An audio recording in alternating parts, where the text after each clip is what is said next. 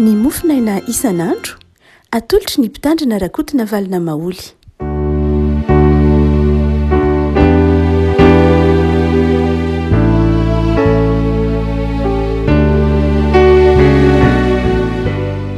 Ampifirina no iarabanantsika tratry ity alarobia fa 7 ny volana janoary ity. Ny mofinaina voalahatra ho antsika dia ny filazan-tsaramasina araka ny marika toko voalohany, marika toko voalohany 9/10 ka hatramin'ny 9/10. Marika toko voalohany 9/10 ka hatramin'ny 10/10 amin'ny anaran'i Jesosy. Ary nisy boky nanatona azy ka nitahana taminy sady nandoaly teo anatrehany ka nanao taminy hoe raha mety ianao dia mahay manadio aho. Ary Jesosy dia onena azy ka nanindritra ny tanany tena nendry azy ka nanao taminy hoe mety aho madiovy ianao. Ary niaraka tamin'izay dia niala taminy niaboka any ka dia nadio izy. Ary namepetra azy mafy Jesosy dia nampandeha azy niaraka tamin'izay ka nanao taminy hoe tandremo tsara. Mba tsy hisy ho lazainao na amin'iza fa mandehana miseho ampisorona ka manatera ny fanadiovana anao. Izay nanodiny Mosesy ho vavolombelona amin'ireo. Nefa lasa lehilahy ka nilazalaza sy nampely izany zavatra izany ka dia tsy nahazo niditra niarihary tao an-tanàna intsony Jesosy fa nitoetra tany ivelany tamin'ny tany foana dia nanatona azy ny olona avy ny tontolo eny. Ray masino, manamasinana ny fahamarinana ny teninao no fahamarinana. Amen. Tantara tsy zoviana amintsika moa ny fahasitranana nataon'i Jesosy tamin'ilay boka nanatona azy.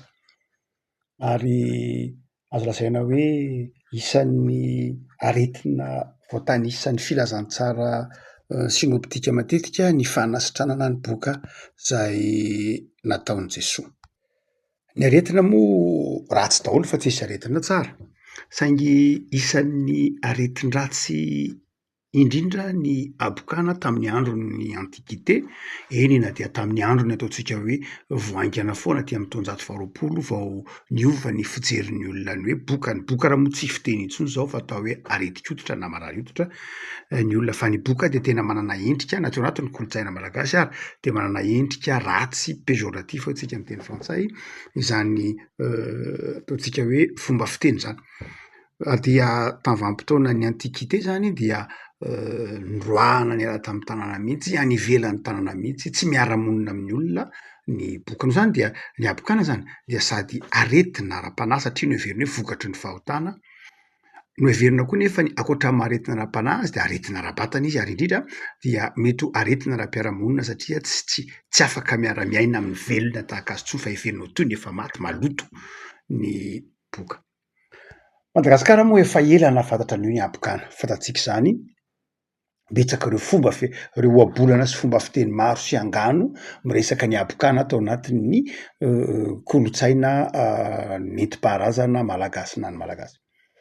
Ny misionera ny LMS izay niasa teto Madagasikara dia isan'izay nanaova hindohan-draharaha ny fitsaboana ny boka. Izany hoe alolavitra ny ataontsika hoe ny fidiran'ny fanjanahantany aty amin'ny taona 520, 920 any ho any na manodidididana kely an'izay alohan'ny 700 mihitsy dia efa nitsabo ny boka ny London Missionary Society na ny LMS. Tao Isoavina fiangonana Soavina Ambanintsena io, teo amin'ny faritra io izany no toerana voalohany izay nikarakarany ny LMS ny boka tamin'ny fotoan'andro. Dia misionera britanika antsoina hoe Pic no misionera ny LMS izany no azo lazaina hoe voalohany nitarika ny fitsaboana ny abokana. Satria hitany fa be dia be ireo boka izay nijaly tao amin'ny fiarahamonina dia ny filazantsara izay nitoriany ny LMS eritrereto hoe efa any amin'ny 7 taona lasa izany, efa 700 na alohan'izany mihitsy ara no efa nitsabo ny boka ny LMS ary nahatsiaro hoe tokony ho tsaboana ireny olona ireny tamin'izany fotoana izany malagasy, izany boky izany zavatra tsy noeritreretiny hoe hifaneraserana mihitsy. Aty aoriana vao avy eo amin'io ataontsika hoe Soavina io vao nikisaka ny navaratra nakeny Manakavaly. nankeny manakavaly ny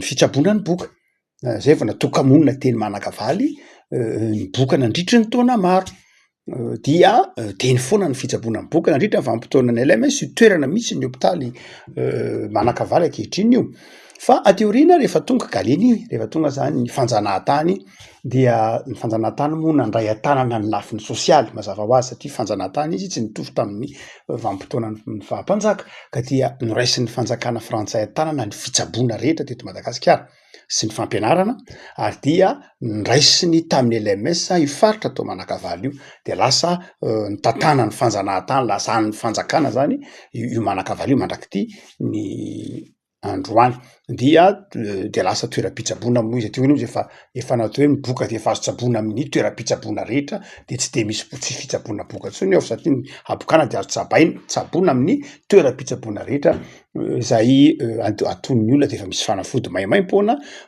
karakarainy ny fikambanana Raoul Faudrot sy ny ministera de mikarakara andreny fitsaboana ny malala hoditra ireny fa taloha dia tao foana ny tsaboana ary betsaka reo mpitsabo malagasy ny tsabo tao ny rainy Jean Verdy Salomon Razaka andrainy doksa dia dokotera naharitra tao amin'io ataotsika hoe hopitaly leproserie tao manakavaly io mitantara zany tsika mba ilazana fa aretina fantatry ny malagasy ny ainana tao anatin'ny kolotsaina malagasy fantatry ny malagasy ny aharatsiny ny antsoina hoe abokana fomba fiteny moa hoe boka firehitra boka trosa sy ny sisa rehetra amin'ity mofonaina eto am-pelantanantsika ity dia mihoatra lavitra noho zany ny faharatsiny ny abokana satria tamin'ny andron'ny jiosy any dia mamelona lakolosy mihitsy ny boka rehefa tena fantatra fa boky izy dia mamelona lakolosy izy mitambatambatra izy dia mitambatambatra de rehefa hiakatra ny tanàna angataka de tsy maintsy mamelona lakolosy boky dia mandositra ny olona na napetraky ny olona eny amin'ny lalana eny ny sakafo arak'izany fa ty kosa nisy boka naningana misy boka anankiray naningana tsy niaraka tamin'ny namany matetika io izy miaraka maromaro satria mifamelona sy mifanampy satria indraindray ny sasany tsisy tanana ny sasany tsisy orona ny sasany tsisy sy ny sisy dia indraindray izy mifanampy izy zany boka dia ty nisy boka anankiray naningana de nanatona an' Jesoa hoe enao Jesoa ny filazan'ny marika azy de ny hoe nanatona an' Jesoa aingana zay mihitsy neza le vombolana hoe nanatona dia voatanisa amina matao teny hoe zavatra atao aingana nanatona an' Jesoa aingana izy sady nandroalika aingana teo anatrehany talao zany hoe nangataka famindrampo hoe ainao ange mahavita an'izany Jesoa ainao mahavita manasitrana dia nitaraina tamin'i Jesoa izy de hoy Jesoa eny mety manadio anao na madiovy anao ina lafin-javatra ampianarin'ny marika amin'ity andiny tsotra masina zay eto am-pelantanantsika ity amin'ity tantara ity zavatra roa na telo ny voalohany dia lay habokana zay nahazo lay lehilahy zany lay marary dia nosotraniny Jesoa ary lay boka ny habokana izay aretina mahatonga ny olona ho any ivelan'ny fiarahamonina aretina mahatonga ny olona ho any ivelan'ny fiarahamonina mahatonga ny olona any ivelan'ny tanàna dia rehefa tonga kosa Jesoa dia nanasitrana ity abokany ity de hoy Jesoa madiovy ianao ilay lehilahy tokana ity kosa rehefa nanatona an' Jesoa sitrana izy tafaverina tao an-tanàna zany fa i Jesoa kosa lasa voaroka ny ivelan'ny tanàna zany hoe toy ny fanasitranana nentin'i Jesoa zany de zao nampiditra ilay lehilahy tao anatin'ny fiarahamonina fa Jesoa kosa de zao voaroka tany anatin'ny fiarahamonina inona ny sary tiany marika tantaray ty marika tantaray de zao voaroka tany anatin'ny fiarahamonina Jesoa noho ny fanasitranana nataony atsika Jesoa noroahana Jesoa zany mitondra lay fahotantsika lay habokatsika ra-pahotana lay lototsika lay tsy fahatanterahantsika de nanjary natonga an' Jesoa ho voaroka tany ivelan'ny tanàna zany hoe tsy mandeha ho azy moa zany fa misy heviny amin'ny sinoptika le hoe Jesoa nombona tamin'ny hazo fijaliana tany Golgota tany ivelan'ny tanàna ary zay sary zany no seho amin'ny marika eto hoe noho ny fahotantsika noho ny lototsika de marika zany aty am-pendohany fa manomboka ny filazantsara ny marika de marika de fa manondro mazava fa io Jesoa io nitondra ny aretitsika ho any ivelan'ny fiarahamonina, nanaisotra lay loto tao anatisika ary natonga zany ho any ivelan'ny fiainatsika, ho any ivelan'ny tokantrano, ho any ivelan'ny fiarahamonina, ho any noentin'i Jesosy nivoaka ny tanàna, noentin'i Jesosy nombola tamin'ny azy fijaliana, lay aretina, lay manimba atsika, lay mampisaraka atsika amy tenatsika sy mampisaraka atsika amy mpiarabelona. Zava-dehibe zany de ny hoe fahatakaratsika manao hoe io Jesosy io zay zanak'Andriamanitra tia atsika dia nitondra ny aretitsika ary nitondra ny mafy teo amy toerana misy atsika, nizaka ny mafy teo amy toerana misy atsika. Fa ny faharoa lehibe zay aseho ny tedidy oatra masiny ty koa amty fanasitrana zay asehon'ny Jesosy ty dia zava-dehibe lay fanarahana ny fandaminana. Jesosy de rehefa sitrana lay lehilahy, io mantsain'lay lehilahy manao hoe zao no izy arao ny tokony atao rehetra zay fanao amin'ny olona sitrana, mandehany anao makany amy mpisorona, mazava be bokin'ny Levitikosy toko 4:20 lava be mitantarany hoe rehefa sitrana ny boka de zao avy ny tokony atao, manao fanatitra sy ny sisa rehetra, mandana ataovy zany. Zany hoe Jesosy zany tsy niteny tam'ty lehilahy ty mitsy hoe rehefa sitrana ianao de mandana mody de sy milamina am'zay, fa Jesosy nampianatra ity boka ity, zany hoe ty boky ty zany dia jiosy, dia mahafantatra tsara ny lalàna. De Jesosy manao hoe mandehana makany amy mpisorona ianao, arao ny fandaminana. Zany hoe Jesosy eto rehefa sitrana lay marary de tao amin'ny anaja ny soratra masina. Zay no izy, ny olona sitranina, ny olona afaka ny manaraka ny soratra masina io, manaraka ny lalàn'Andriamanitra io. Raha mbola marary ny olona tsy afaka manaraka ny lalàna, fa mbola mila délivrance izy, mila fanafahana izy. Fa ny lalàn'Andriamanitra, ny sitrapon'Andriamanitra dia tsy arahin'ny olona marary, tsy vitan'ny olona marary ny manaraka azy. Izy ara marariko ka melony ny anarahan'ny olona ny sitrapon'Andriamanitra, ahafahan'ny olona manaraka ny sitrapon'Andriamanitra ny marimarina kokoa de sitranin'Andriamanitra izy, ahafahan'Andriamanitra izy. Tahaka ny teninantsika matetika manao hoe io didy folo io lalàn'Andriamanitra io tsy tany Egipta nge men'Andriamanitra ny lalàna, tsy mbola tany anatin'ny falandevozana mihitsy nanomezan'Andriamanitra ny lalàna, fa efa afaka ny tany Egipta ny zanak'Israely, tafita ny ranomasina mena eo amy tendrombohiro Sinay zany hoe efa firenena afaka vao nomena azy ny lalàna sy ny sitrapon'Andriamanitra. Zany hoe raha mbola ao anatin'ny fatorana ny olona de tsy mahay de zay manandevo azy ny tompony.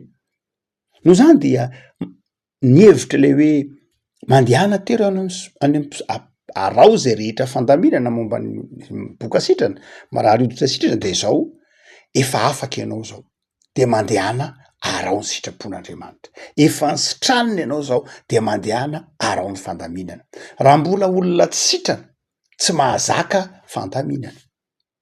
Raha mbola olona mbola tsy mahatsiaro ho afaka, zay mahatonga ny hoe ny lalàna nge, ny fitsipika nge, de fanehoana amitsika fa olona afaka isika. Ny fitsipika tsy zioga, mazava be mihitsy. Ny fitsipika na ny lalàn'Andriamanitra tsy zioga, fa lalàn'Andriamanitra porofo anehoana amitsika fa olona afaka isika. Ny fanajantsika ny lalàna sy ny sitrapon'Andriamanitra de fanehoantsika fa olona sitrana isika. Raha mbola olona voafatotra de tsy afaka manao afa-tsy ny sitrapony zay mamatotra azy izy. Fa rehefa nitapahana ny fatorana de manjary afaka manao akalalàna izay everiny no mety izy. De zay no natonga ny Jesosy eto mitemana hoe sitrana ianao zao, madio ianao zao, de mandehana tanterao ny sitrapon'Andriamanitra, mandehana atovy am'zay zay tokony ataonao.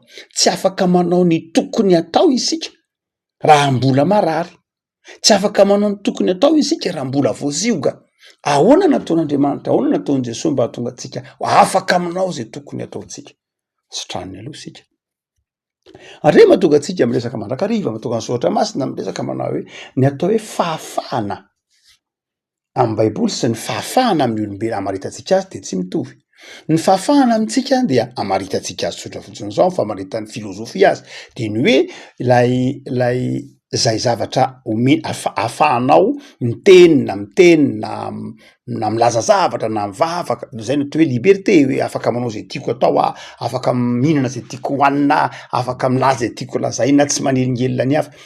Fa tsy de zay loatra raha Andriamanitra nanafaka atsika, tsy ho am'zay ihany, tsy hoe lafiny materiel ihany, fa tena amy lafiny maha olona mihitsy ny fahafahana nomen'Andriamanitra atsika. Zany hoe Andriamanitra rehefa nanafaka dia tsy manome antsika hoe fahafahana manao zavatra fotsiny, fa manome antsika zay rehetra ilaintsika hoentina manatanteraka lay fahafahana nomen'Andriamanitra. Raha miteny zany Andriamanitra manao hoe mandehana soamatsara, dia sady manome antsika fahasalamana izy, manome antsika sakafo hoanina izy, manome antsika fa hatsika miaina amin'ny fahasambarana.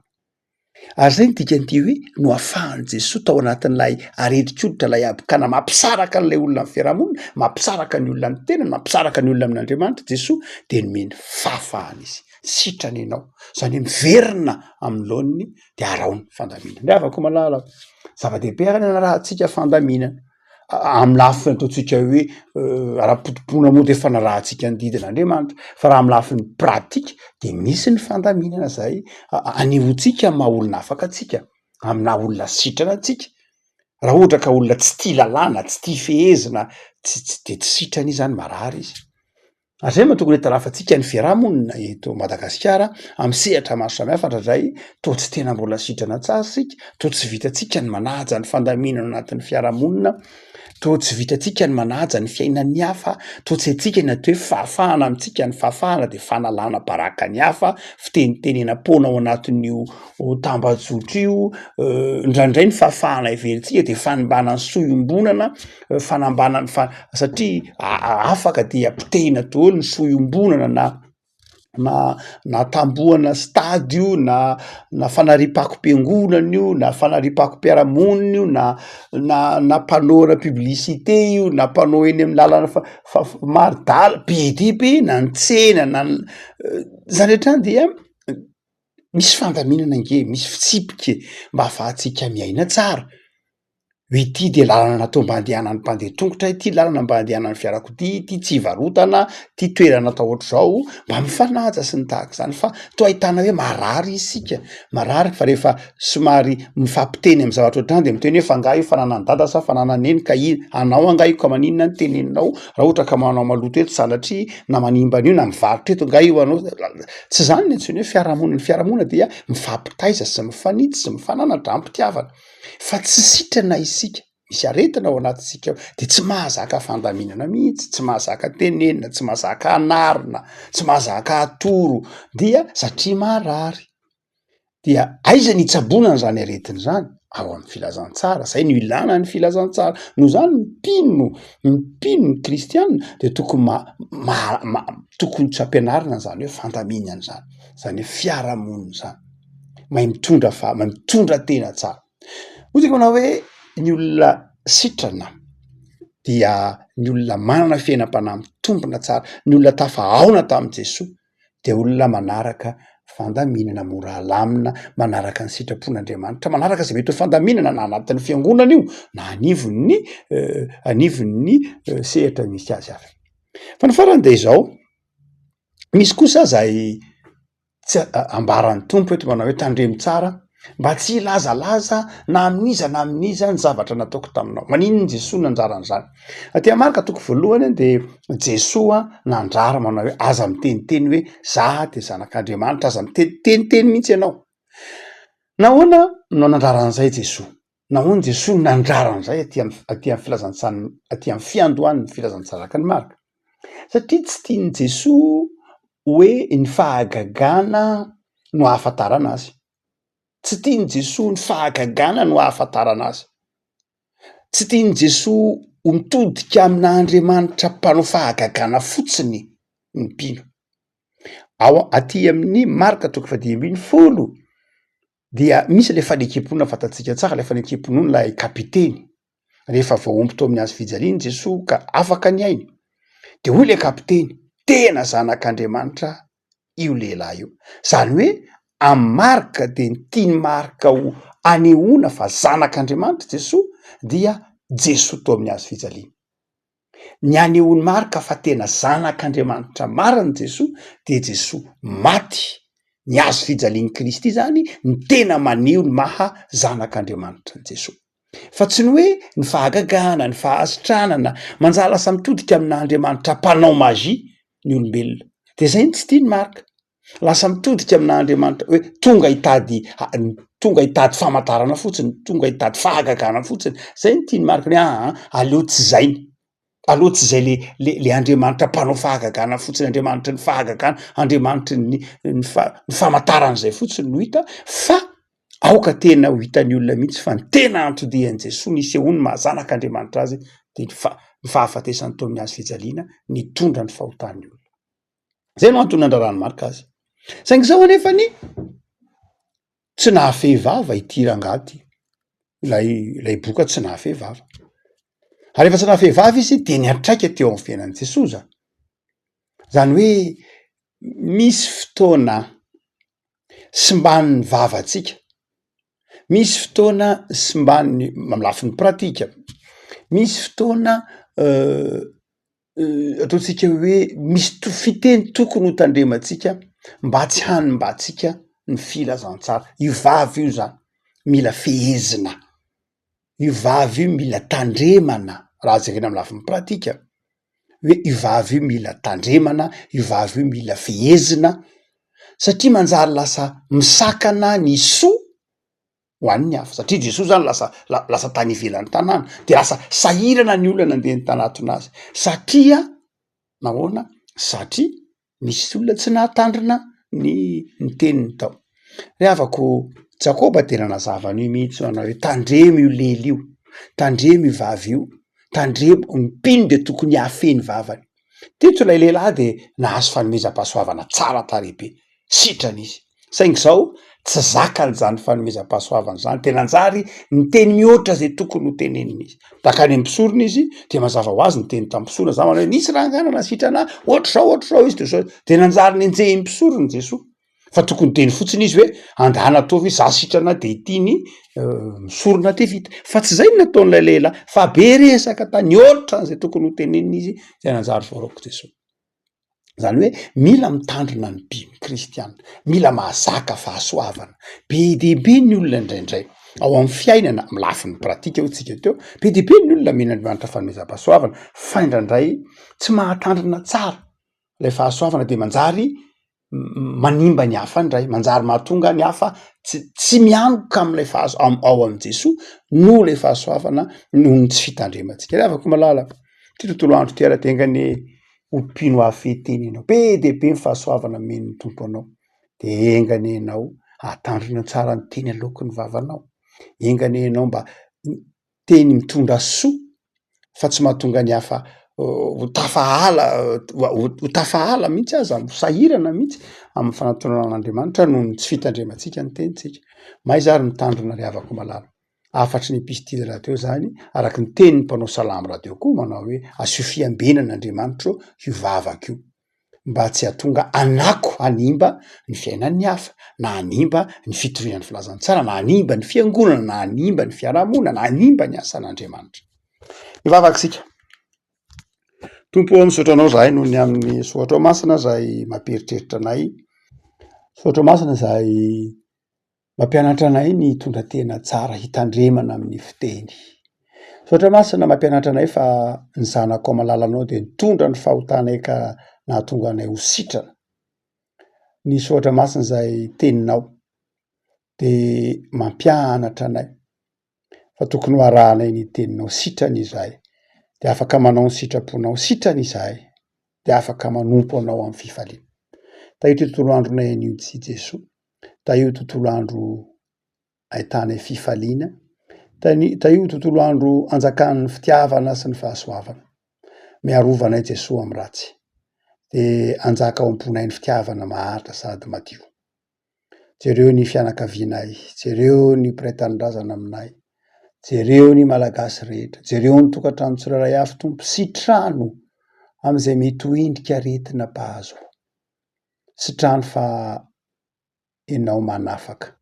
Araka ny soratra masina, araka ny teninao manao hoe raha ny zanaka ny manafaka anareo dia ho afaka tokoa ianareo. Afao amin'ny fitiavan-tena, afao amin'ny fitiavana sy famatorana ratsy n'izao tontolo zao zahay.